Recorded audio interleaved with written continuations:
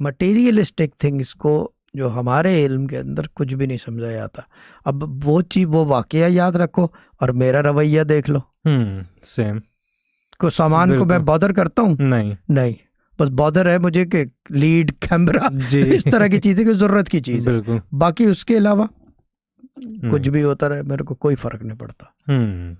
मुझे तो गाड़ी भी कुछ नहीं करती। अब्बा का भी यही था, गाड़ी लग गई कोई बात नहीं, मुझे कहते थे अब्बा।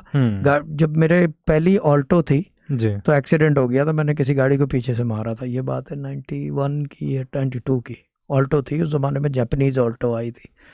पीछे से मारा तो मम ने रात को बताया गाड़ी मार दी है इसने, फोन करके ना, कराची होते थे वो यूके, कह रहे मुझे पहले क्यों नहीं बताया, मैं उसी वक्त नहीं निकाल देता।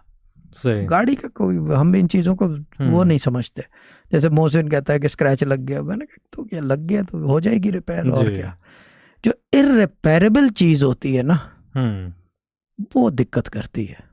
ये सब चीजें रिपेरेबल है क्या है, कोई मटेरियलिस्टिक चीजें, मटेरियलिस्टिक चीजों की कोई वक़्त नहीं है।